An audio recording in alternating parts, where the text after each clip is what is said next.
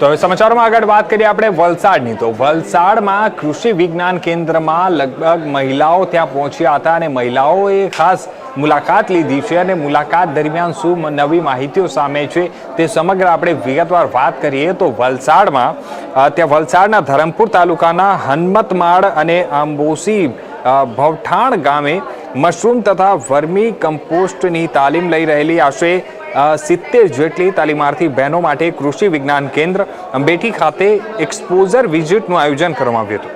ગુજરાત વિદ્યાપીઠ સંચાલિત જન શિક્ષણ સંસ્થાન દ્વારા યોજાયેલી આ મુલાકાત દરમિયાન કેવીકેના નિયામક ડોક્ટર રાજેન્દ્રસિંહ ઠાકોરે કેન્દ્રની વિવિધ પ્રવૃત્તિઓ અને તાલીમ અંગે માહિતી આપી હતી. ગૃહ વૈજ્ઞાનિક પ્રેમીલાબેન આહિરે બહેનોને મશરૂમના વિવિધ પ્રકારો, ઉત્પાદન પદ્ધતિ, ઉપયોગિતા અને રોજગારીની તકો અંગે માર્ગદર્શન આપ્યું હતું.